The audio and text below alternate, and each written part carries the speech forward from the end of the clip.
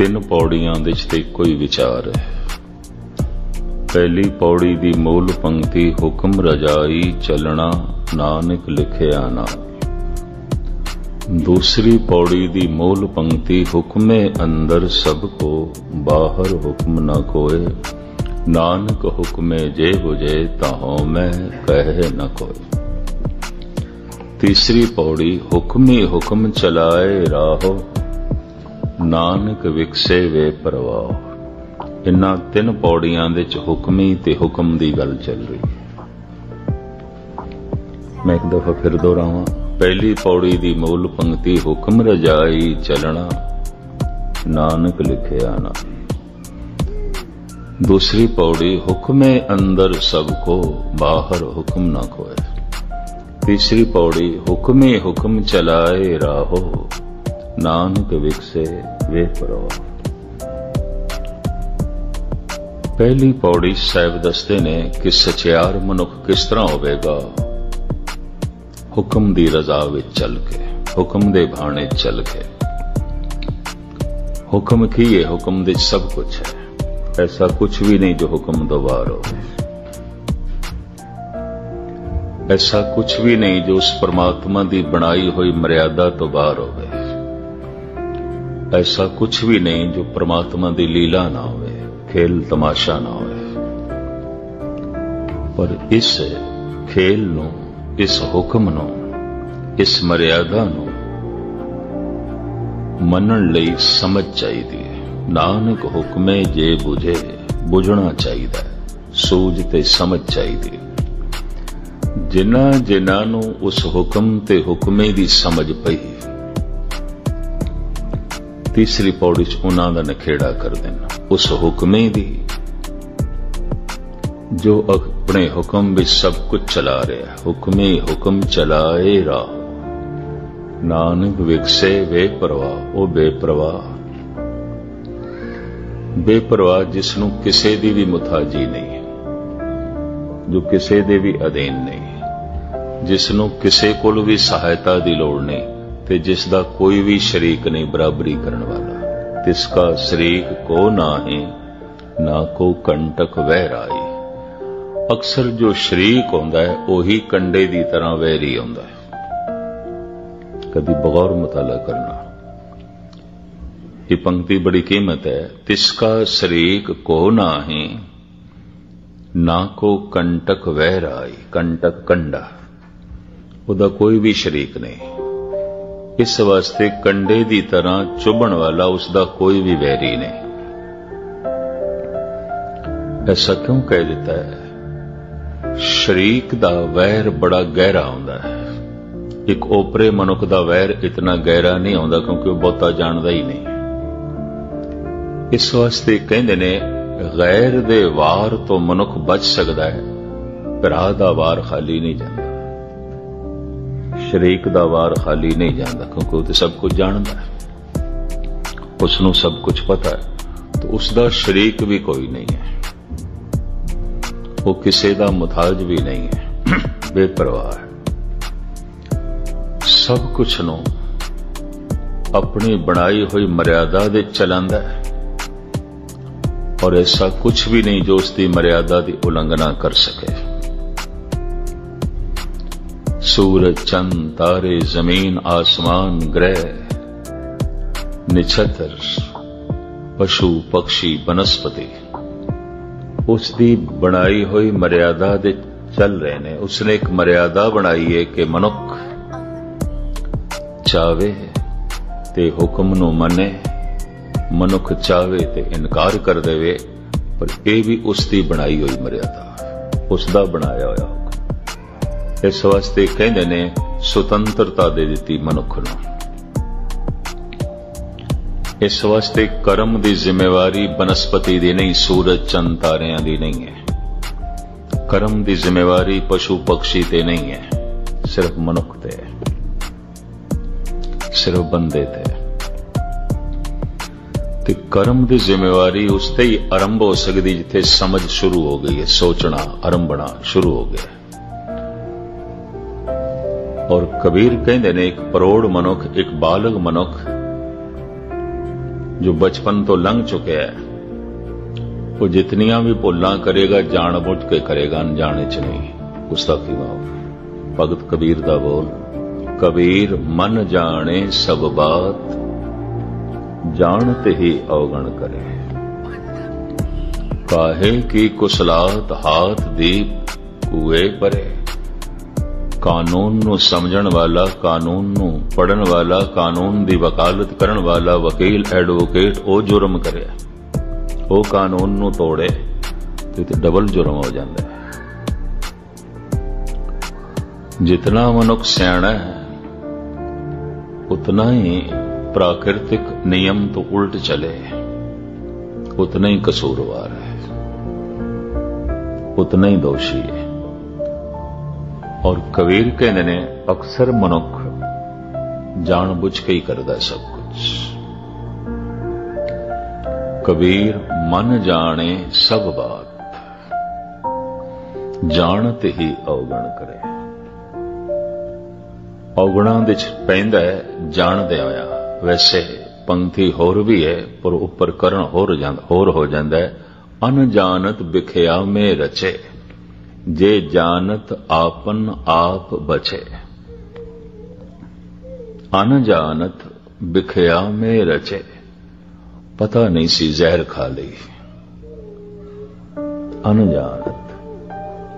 अनजानत बिखया में रचे, जे जानत आपन आप बचे। जे पता हुंदा जहर है तो फिर बचना सी।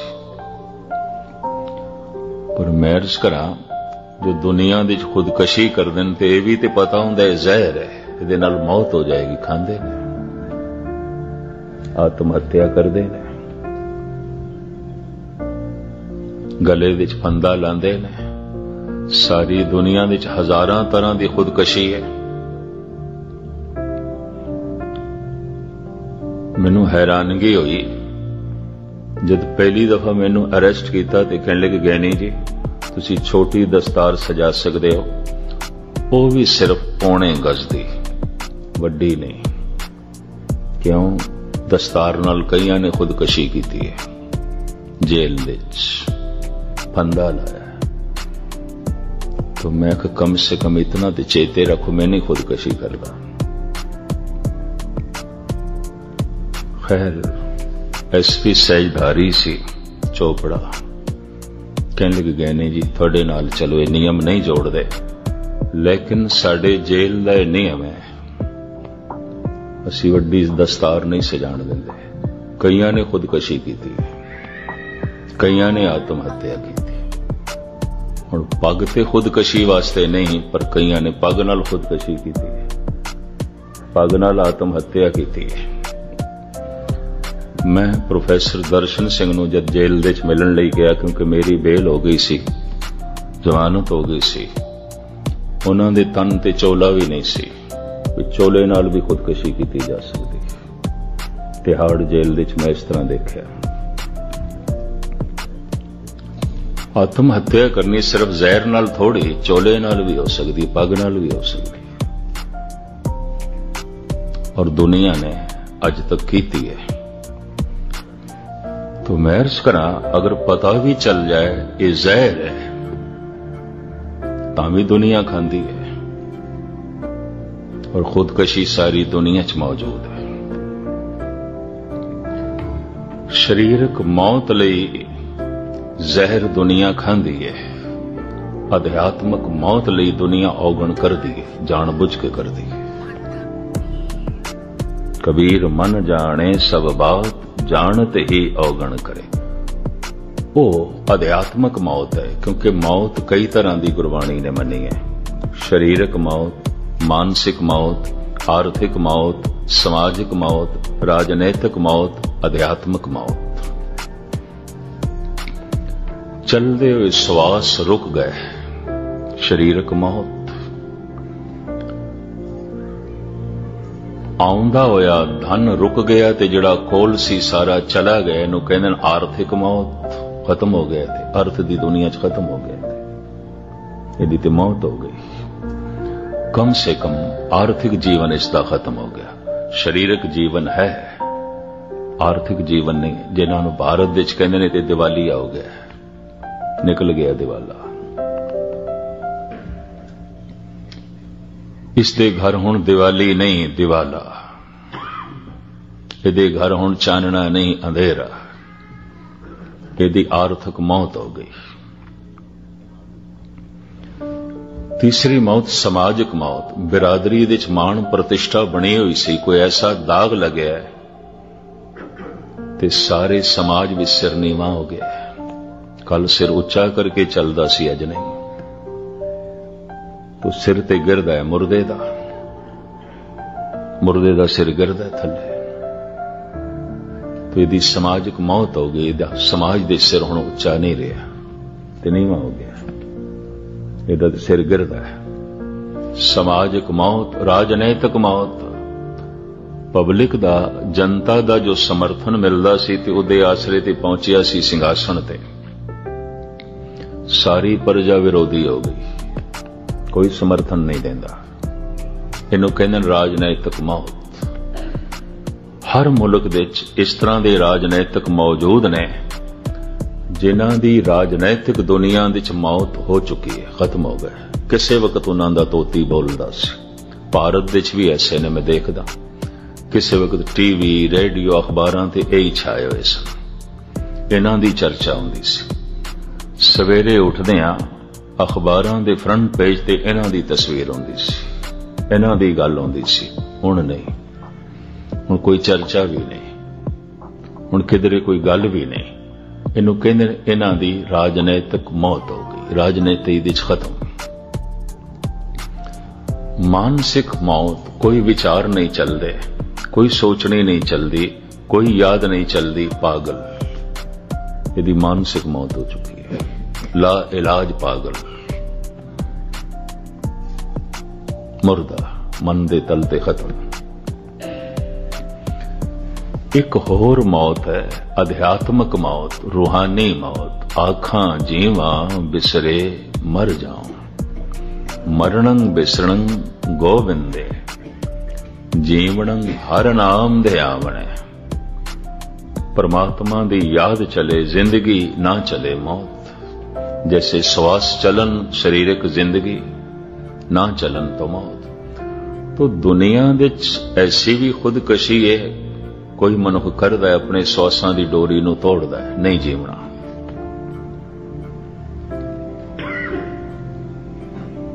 पता है ये जहर है, पर कहंदा खानी है, मैं जीवना ही नहीं चाहता। पता है फंदा तो गल दे च पा रहे हैं, इहदे नाल मौत हो जाएगी, मरना है, नहीं जीवना। कहने जब जीवन बोझ बन जाए, भार बन जाए, और इतना भार बन जाए कि चुकना औखा हो जाए, फिर मनुख मौत नूं तरजीह दिंदा है, नहीं जीवना चाहता। बहादुर शाह जफर दा दरबारी शायर हकीम मोमन खान मोहन बहुत वड्डा हकीम सी, वैदराज सी, बहुत वड्डा दार्शनिक ते कवि सी। बहादुर शाह खुद उसका बहुत वड्डा सम्मान करदा सी, पर कहंदा अब तो घबरा के ये कहते हैं कि मर जाएंगे, पर मर के भी चैन ना पाया तो किधर जाएंगे। कहंदा जिंदगी बोझ हो गई है, ते इनू ढोना मेरे लिए औखा है, इस बोझ नू चुकी फिरना मेरे लिए औखा है। बहुत भारू हो गई है जिंदगी, जीवन बहुत बोझल हो गया, जिंदगी बहुत वजनी हो गई है, मैं नहीं चुक सकता। जी करदा खत्म करा, पर कहंदा मौत तो बाद होर भारू हो गई, तो फिर मैं की करांगा, क्योंकि मेरा दिल दिमाग कहंदा मौत इलाज नहीं है, ये इलाज नहीं है। अब तो घबरा के ये कहते हैं कि मर जाएंगे, और मर के भी चैन न पाया तो किधर जाएंगे। तो मैं अर्ज करा सारी दुनिया च भावें थोड़े लोकी शरीरक तल ते खुदकशी कर देन जहर खा के, ਬਹੁ ਗਿਣਤੀ ਦੇ ਔਗਣ ਕਰਕੇ ਲੋਕੀ ਆਪਣੀ ਅਧਿਆਤਮਕ ਮੌਤ ਕਰਦੇ ਨੇ, ਔਗਣਾਂ ਦੇ ਪ੍ਰਵਿਰਤ ਹੋ ਗਏ।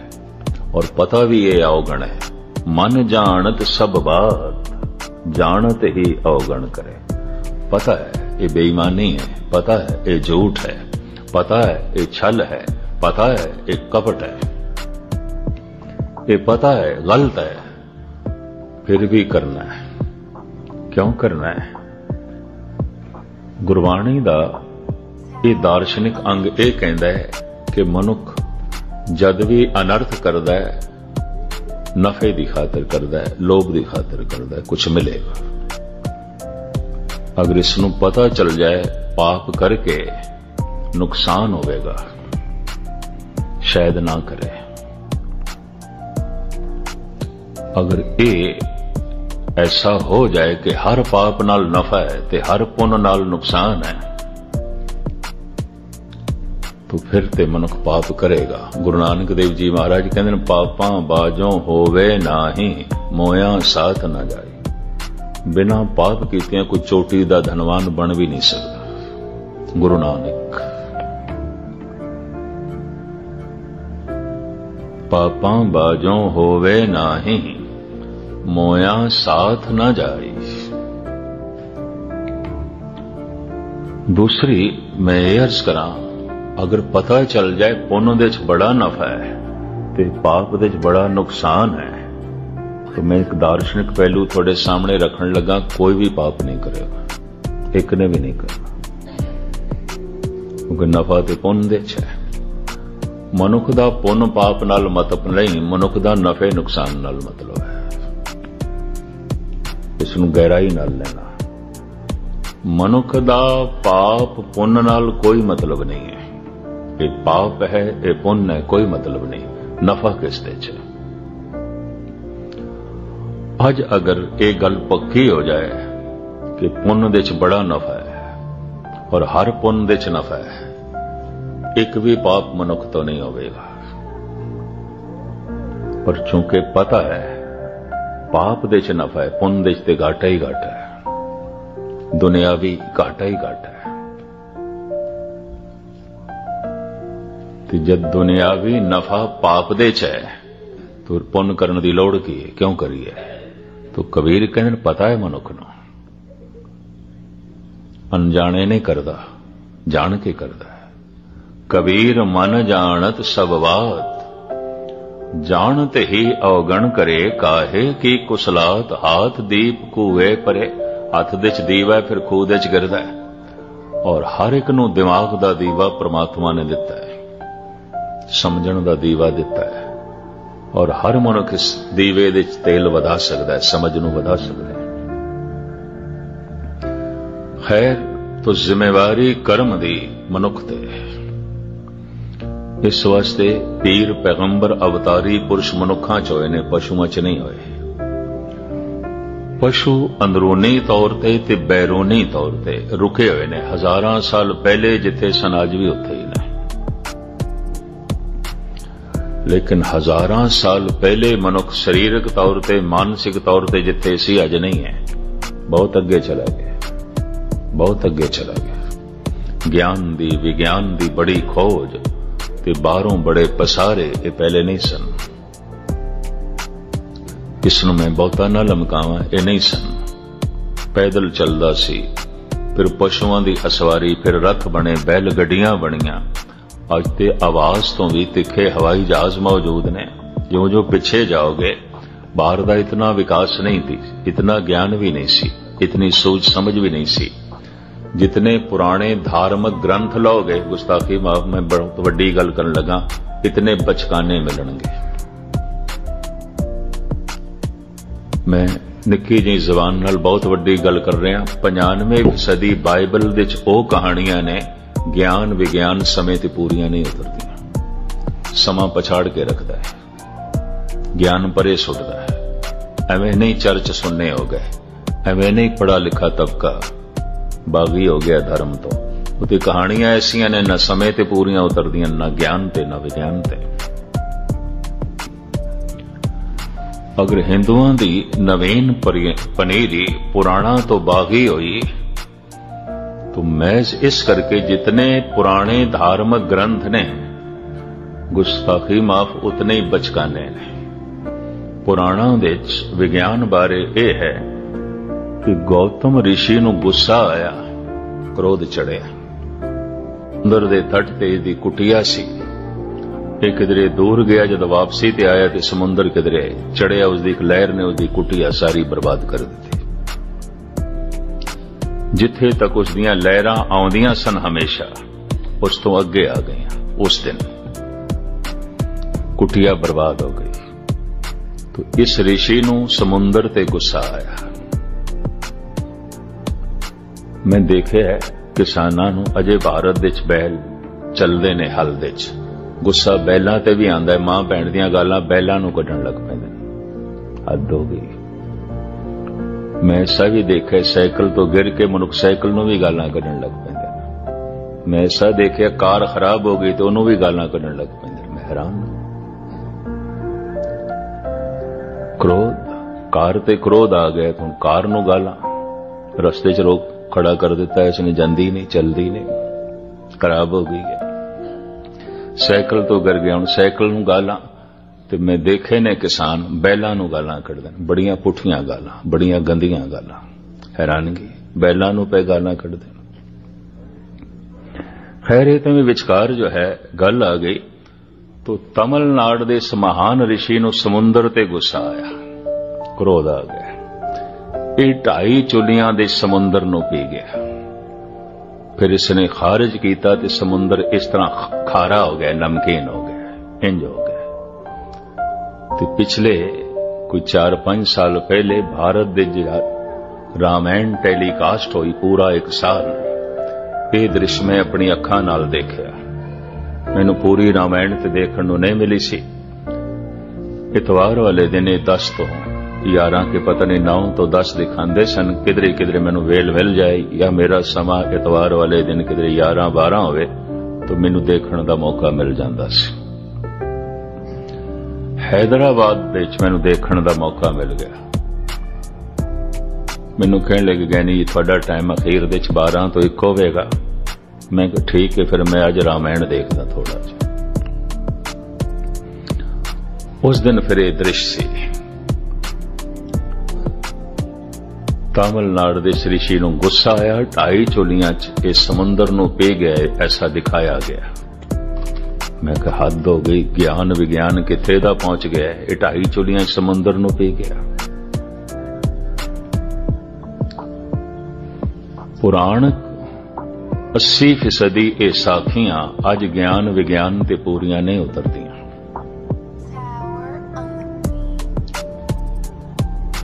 जितने पुराने धर्म ग्रंथ जितने पुराने उतने बचकाने, जितने नवीन उतनी उन्हां च ताजगी, उतने ज्ञान विज्ञान ते समय ते पूरे उतरदे ने। ते सब तो नवीन इंज कह लो उस युग दे ग्रंथ धन गुरु ग्रंथ साहब जी महाराज ज्ञान विज्ञान समय दी कसौटी ते पूरे उतरदे।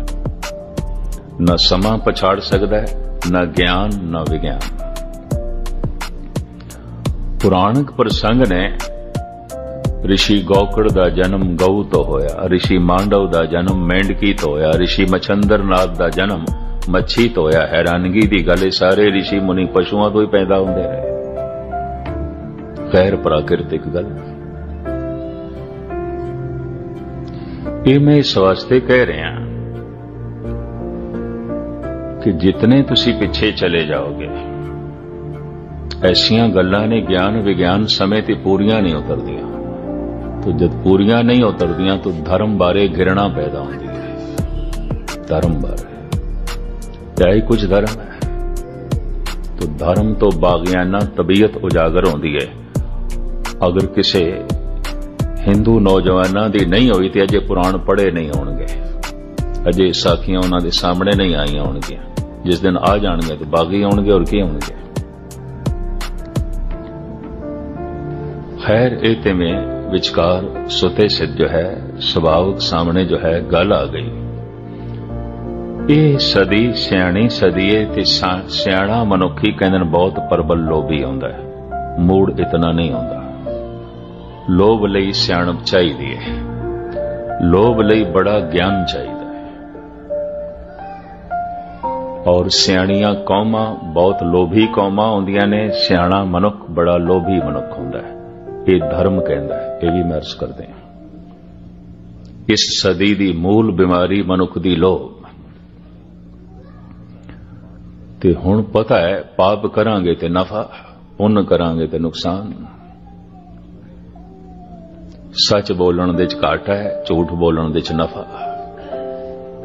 तो मनुख नूं नफा चाहिदा है, पाप पुण्य दी गल नहीं है। जे इतना पता चल जाए पुण्य दे च नफा है तो हर बशर ने पुण्य करना है, पर चूंकि पता है पुण्य दे च नफा कोई नहीं, दुनियावी नफा ते नहीं है, तो फिर क्यों करिए? तो फिर लोभ करके पाप करदा और पता है। कबीर कहंदे ने ते असीं मन ही नहीं सकदे, इसनूं पता ही नहीं। कबीर मन जानत सब बात, जानत ही अवगण करे। काहे की कुसलात, आत दीप कुए परे। जानदा है मन, ऐसा नहीं है कि मैं गलत कर रहा, पता है कि जब गलत कर रहे हैं तो फिर भोगेगा कौन? तू ही भोगेगा। और कहंदा है अज कर रहे हैं, अज दा ते रस लै लवांगा, जब भोगांगा देखांगा। बस इस आधार ते अनर्थ चलदा है, पाप चलदा है। कबीर मन जानत सब बात, जानत ही अवगण करे। काहे की कुसलात, हाथ दीप कुए परे।